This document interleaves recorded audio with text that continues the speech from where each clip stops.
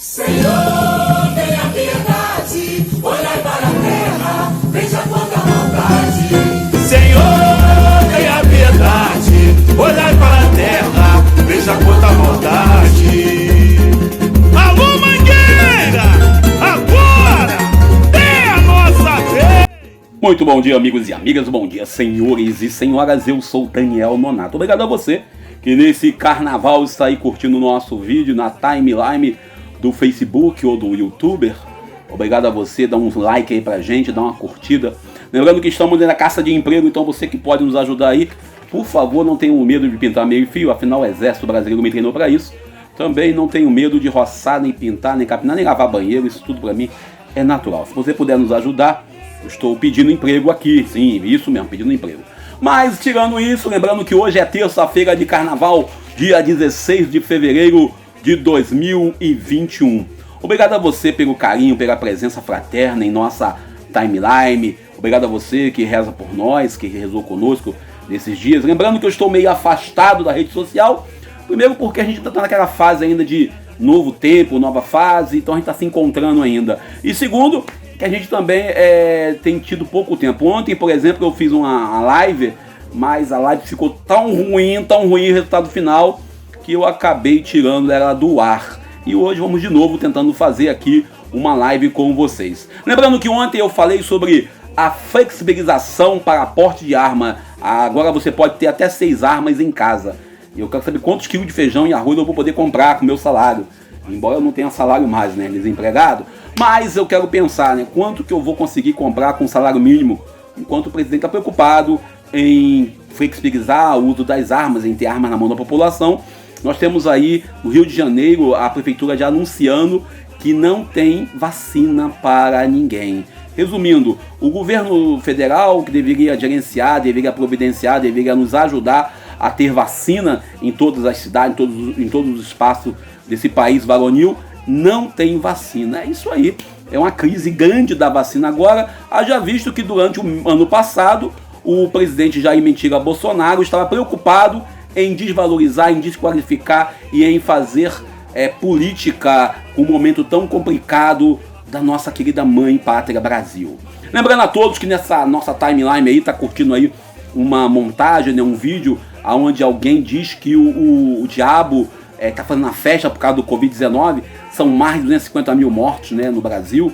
E lembrando ainda que as mortes causadas nesse vírus maldito chamado Covid-19, no qual já passei por ele ano passado 2 vezes, e a gente lamenta, né, ter passado por ele, e lamentamos mais ainda por aquelas pessoas que não conseguiram sobreviver ao Covid-19.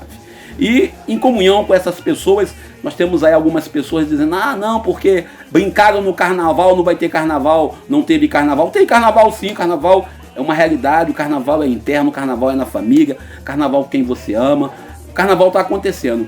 Só que um pouco diferente, porque estamos em tempos diferentes. Por exemplo, se o diabo castigou tanto o nosso Brasil por causa do carnaval do ano passado, que a Mangueira cantou esse samba lindo, que está sendo executado como um BG em nosso vídeo, eu quero saber por que então ano passado as nossas celebrações pascais, as nossas liturgias da Semana Santa foi toda fechada também.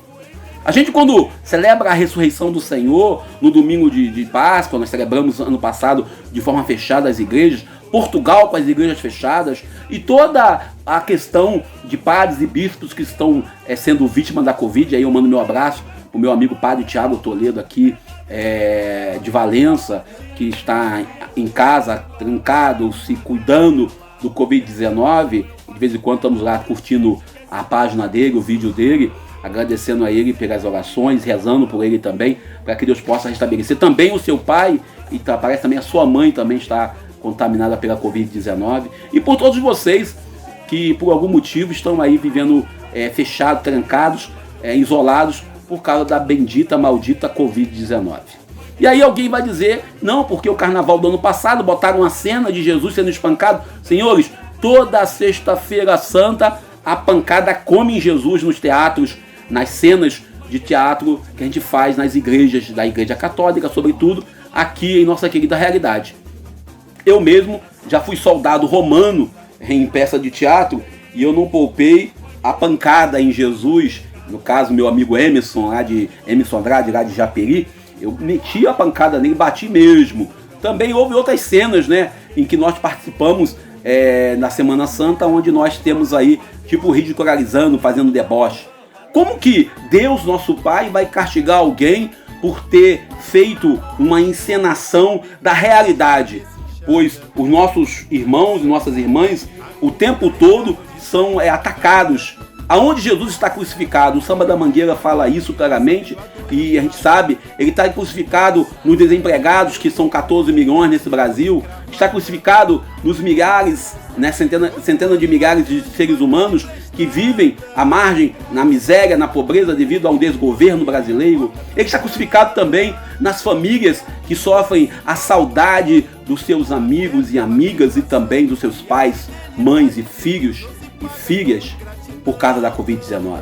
Aonde Jesus é vilipendiado, muito mais quando o presidente fica usando o termo Deus acima de tudo e fala em matar, fala em estuprar, fala em violentar aqueles que não gostam com ele, não estão com ele, não acreditam no modelo que ele prega. Esse neoliberalismo que ele prega, aonde fala-se claramente que é preciso privatizar tudo, e na verdade ele prega isso. Ele é crucificado quando você escuta uma deputada dizendo que quer comer bem, vá servir no exército, e você vê uma Força Armada brasileira comprando mais de 700 quilos de picanha. É isso aí, picanha. Escute bem, é picanha, não é qualquer outra carne. Sem contar a cerveja. A gente, quando analisa claramente a política de genocida, desculpa, que assassina as pessoas, mas essa política de genocida, aonde diz que tem que ser homem e encarar o vírus de frente, aonde apresenta uma realidade política, aonde o pobre é excluído, e sobretudo nesse uso desnecessário do nome de Deus, dizendo que Deus acima de tudo, e quando você vai ver o plano de Deus não é o plano do homem. A gente está no carnaval, quarta-feira de cinza começa a campanha da fraternidade, e muitos desses que apoiam o bendito presidente estão aí atacando o Papa Francisco, estão aí atacando os bispos do Brasil. Tem até bispos, como Dom Fernando, arcebispo militar, fazendo cartinha, falando que a campanha da fraternidade, que está em perfeita comunhão com Fratelli Tutti do Papa Francisco, não é a campanha que ele vai não vai usar na quaresma. Percebe bem como talvez, se Deus quer castigar a humanidade, não seja por causa de uma encenação teatral em um desfile de escola de samba. E se Deus ainda quer castigar o ser humano, não teve a marcha para Jesus esse ano. A gente, quando para analisar toda a política de assassinar a vida, com campanhas, com palavras tipo, temos que trabalhar o termo que a gente usa, né? Meritocracia. Mas nós ainda queremos trazer para a nossa realidade algumas discussões que envolvem mais do que aquilo que nós temos em nosso meio. E a gente para analisar, e vamos nós para o evangelho do dia de hoje. Gatos vazios do seu lado e do lado do samba também. Mangueira, samba, teu samba é uma reza pela força que ele tem. Mangueira, vão te inventar mil pecados vazios do seu lado e do lado do samba também. E olhando para esse contexto do evangelho de hoje, evangelho de Marcos, seu capítulo 8, versículo 14 ao 21, continuamos aí nessa cena da multiplicação de pães. E a gente fala hoje, Jesus está num barco, né? E no barco os apóstolos estão preocupados se vai ter pão para comer. Às vezes nós ficamos preocupados com coisas pequenas em nossas vidas. O interessante é que o evangelho de hoje, Marcos capítulo 8, versículos 14 ao 21, Jesus manda tomar cuidado com o fermento dos fariseus. Nós vivemos nesse século com alguns fermentos da terra plana, não é isso? Algumas pessoas que acreditam e pregam a terra plana como uma verdade dogmática. E aí a gente vê aí que é um fermento meio complicado. Também temos aí pessoas que dizem que são cristãos e valorizam e dão aí dando incenso e pregando a tortura como uma verdade necessária. Por isso, talvez a gente, quando olha esse evangelho, e Jesus tem uma frase bonita, né? Olhai e tomai cuidado com o fermento dos fariseus. A gente, quando fala em fermento, nesse século, a gente pensa no fermento como algo, vamos dizer assim, algo assim muito pouco, né? O fermento é algo que nos engana às vezes. Quantas vezes a gente sabe que o pão, para ser muito bom, ele tem que, vamos dizer assim, ele tem que ser um pão com a qualidade X ou Y. E aí a gente vê que o fermento, ele tem um papel importante, mas não é qualquer fermento. Muitas vezes, a gente, em nossas igrejas, em nossas comunidades, sobretudo alguns religiosos fazem isso, eles tendem a colocar palavras para nos agradar. Eu conheço muitos religiosos que gostam de ser comida de mídia. Falam para não contrariar a sua plateia. Transforma a sua igreja em show. Transforma a sua missa, seu culto, em um evento, vamos dizer assim, de divertimento e provocador de emoções. E Jesus tenta claramente deixar claro que não é assim que funciona.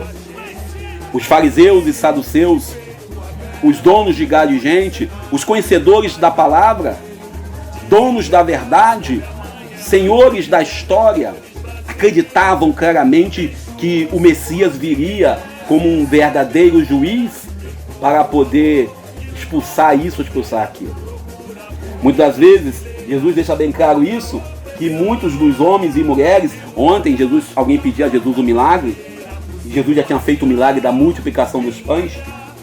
Jesus deixa bem claro que é preciso ter esse compromisso com a realidade. Não com Deus que fica à margem da vida. Por isso, nesse contexto, ele está na mesma barca que os apóstolos. Jesus, que certamente é o moleque do buraco quente, que tem o pai e a mãe desempregado. Jesus que está no meio da gente. Essa revelação cristológica, onde ele fala sobre a necessidade de tomar cuidado com o excesso, com o fermento, com a maquiagem que alguns cristãos colocam, se revelando cristão só como verniz. O Evangelho de hoje traz para nós uma mensagem que às vezes nós não queremos ouvir. Jesus, ele pergunta claramente aos seus discípulos, aos seus apóstolos, se tem de coração endurecido. Interessante que você, quando fala em coração endurecido, você lembra do contexto da libertação de Moisés. O coração endurecido é um tema assim tão cotidiano e tão dramático na vida de quem é profeta em Israel, pois o povo de Deus endurecera seu coração por causa das doutrinas colocadas, ou melhor, das disciplinas que alguns diziam ter mais do que o próprio Jesus. O Evangelho de hoje nos propõe a compreensão e aceitação do mistério do reino de Deus. O mistério presente em Marcos 4, 10 ao 12, em Mateus 13, 10 ao 14, em Lucas 8 e também em João 12, versículo 37 ao 41. O reino, para muitos, era novidade. Um reino que vinha, geralmente só vem o rei. Nesse caso, o reino vinha. O reino de Deus compreendido com os corações simples, aberto, disponível. Não com aqueles que conhecem, que falam não sei quantos idiomas, que têm a teologia na ponta da língua, que fez não sei quantas faculdades, que estão lá fazendo doutorado, mestrado, ou sei lá o quê, ou usam o título religioso, ou sabe quem sou eu? Sou o bispo, sou o padre, sou o pastor fulano. O simples, a pessoa simples tem facilidade em compreender o mistério de Deus.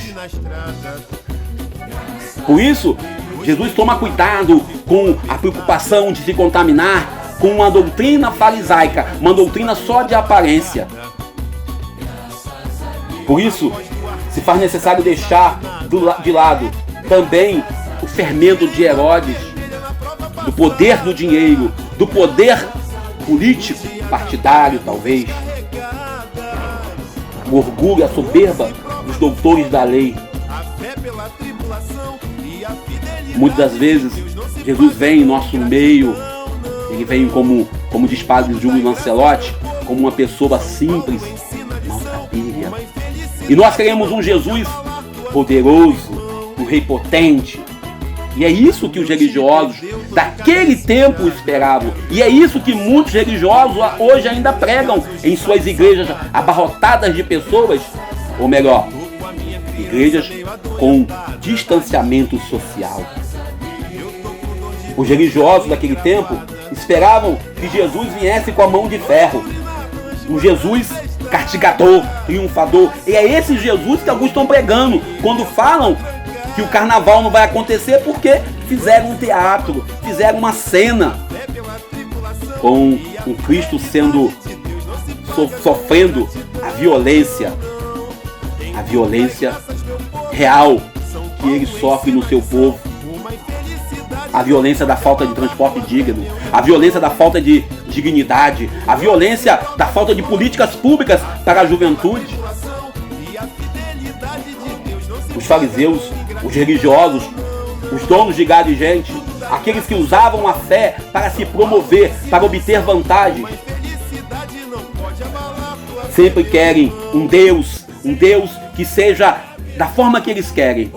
Ontem conversava com um amigo por telefone e dizia: olha, muitos daqueles que são religiosos querem se proclamar donos do plano, donos da vontade e donos do projeto de Deus. A salvação que Deus nos oferece é gratuidade.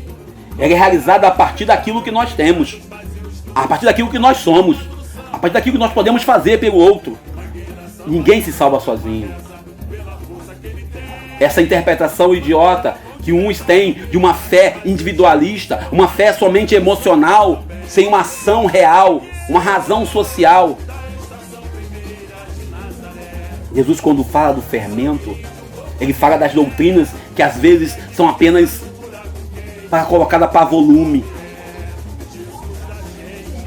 A preocupação em ter suntuosidades nas liturgias, a preocupação em obter números gigantes de pessoas nas suas missas e cultos. A salvação realizada por Jesus é uma salvação que traz a partir da realidade. Por isso ele faz a multiplicação dos pães. O pão, na verdade, para quem crer, o pão oferecido é a carne do Senhor. É uma carne que nos alimenta, nos fortalece para a vida, não somente o corpo. É um pão que nos dá a vida eterna. João 6,56. Mas a vida eterna vem a partir da realidade. Se nós estamos sendo castigados por não ter carnaval, muito mais somos castigados por não conseguir realizar nossos cultos e celebrações em nossas igrejas como nós estávamos acostumados. Estamos acostumados em transformar Deus em um ser ruim, um ser com um coração igual ao nosso, um coração que é castigador, um coração egoísta. Por isso, talvez, se você está aí pregando em suas redes sociais, essa pregação olavista, essa pregação bolsonarista, essa pregação que diz que Deus nos castigou com o Covid-19 por causa de um teatro na escola de samba Mangueira, você talvez não conheça o samba da Mangueira e aproveite, ele está tocando de fundo. Talvez você esteja limitando Deus ao seu egoísmo, quando na verdade, aqui nós temos nesse texto de Marcos capítulo 8, versículos 14 ao 21, isso é um fermento, é uma coisa falsa. Às vezes, alguns grupos religiosos, às vezes nós somos assim egoístas e queremos interpretar Deus e dizer que Deus tenha esse sentimento, esse coração, quando na verdade Deus é amor, quando na verdade Deus é caridade. Aí entramos com a carta do Papa, Fratelli Tutti. Também temos que olhar bem claramente para alguns religiosos que colocam doutrinas pesadas, que transformam a religiosidade em piedade interna, em algo interno, e esquece que ela tem que ser externada. não tem que ser somente interna, ela também tem que estar externa. Esse caminho que os nossos discípulos, que nós no discipulado devemos fazer. Um discípulo tem que ter um coração aonde Deus possa habitar. Não podemos jamais trabalhar uma espiritualidade, uma linha de espiritualidade aonde a vingança e o ódio é base. Por isso, esse discurso armamentista de alguns líderes políticos, por isso esse discurso armamentista de alguns ditos religiosos que defendem a pena de morte, criticando aqueles que concordam com o aborto, quando na verdade, o que é a pena de morte e o que é o aborto? Ambos são assassinato. Ambos estão contra a vida. O autor da vida, o autor sagrado. Somos contra o aborto.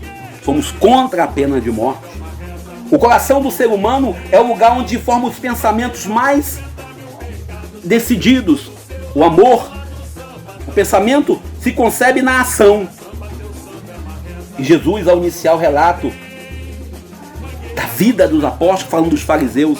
E Deus, quando ele faz o dilúvio, ele não faz o dilúvio que a gente lê na liturgia católica de hoje, no capítulo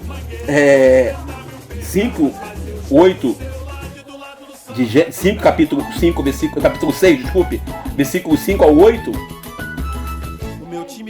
O dilúvio acontece não porque Deus quer, não porque Deus se alegra com o sofrimento, não porque Deus acha que o sofrimento é algo ideal, mas é porque às vezes o ser humano caça tanta coisa para fazer contra Deus. A história de Noé, ela prefigura a história de Jesus, pois Jesus traz para nós um projeto, ele apresenta uma arca, que podemos dizer que é a igreja. Noé e a barca, o Noé e a arca, é uma missão única para salvar a humanidade nesse dilúvio. E nós às vezes queremos explicar o dilúvio dizendo que é maldade de Deus. Maldade de Deus. E Deus escolheu alguns grupinhos para se salvar. Ah não, porque eu não sou igual fulano, não sou igual ciclano. Quando na verdade o projeto de Jesus é salvação para todos. Deus quer salvar cada um e cada uma, independente da sexualidade, independente das suas razões emocionais. Deus quer salvar, como diria Carlos Henrique Medite, professor Carlos Henrique Medite, mas o ser humano escolhe não se salvar, e aí coloca a culpa em Deus. Se hoje nós temos um número tão grande de vítimas da Covid-19, muitas dessas vítimas são vítimas da atual política negacionista defendida por alguns políticos que estão no cargo junto ao poder do nosso país. O povo de Deus, o povo que sofre, Jesus crucificado, aonde não tem leito, aonde não tem oxigênio. Para quem não sabe, no contexto bíblico teológico, Jesus morre de tetania na cruz. E a tetania, o que é? O enrijecimento dos músculos e a dificuldade de respirar. E aí você vê claramente, quando você pega um texto, esse texto está no meu blog, tem no nosso.blogspot, narração de um crucificado, a gente tem um sentido mais interessante nesse caso, quando fala que Jesus sufocou-se na cruz. O povo simples ainda sofre o sufocamento pelo poder público. Que possamos nós, nessa fidelidade, levar a verdade, o amor, reconhecendo nossas limitações e não atribuindo a Deus os nossos castigos, as nossas dores, mas reconhecendo que somos nós os culpados. Que Deus nos abençoe. Feliz Carnaval e vamos cantar o samba, vamos celebrar a vida. Do seu lado e do lado do samba também. Mangueira, samba, teu samba é uma reza pela força que ele tem. Deus abençoe, nos ajude. Obrigado a você pelo carinho, pela amizade. Eu sou o Daniel Nonato. Obrigado a você, médico, enfermeiro, você que trabalha aí nos ajudando. Bom dia. Eu estou desempregado. Se me dá um emprego, dá um like, um dislike. curta nossa página. De mulher, mulher que penetra no buraco quente. Meu nome é Jesus da gente. Nasci de peito aberto, de punho cerrado. Meu pai carpinteiro, desempregado. Minha mãe é Maria das Dores, Brasil. Enxo o suor de quem desce e sobe ladeira. Encontro o amor e não encontra fronteira. Procura por mim nas fileiras contra a opressão. E no olhar da porta-bandeira pro seu pavilhão. E no olhar da porta-bandeira pro seu pavilhão. Eu tô de pendurado em cordéis corcovados. Mas será que todo o povo entendeu o meu recado? Porque de novo rabejaram o meu povo os profetas da intolerância, sem saber que a esperança brilha mais na escuridão. Favela, pega a visão, não tem futuro sem partilha, nem Messias de arma na mão. Favela, pega a visão, eu faço fé na minha gente, que é semente do seu chão. O céu deu pra ouvir o desabafo sincopado da cidade. 41 da cruz que se esplendor e ressuscitou.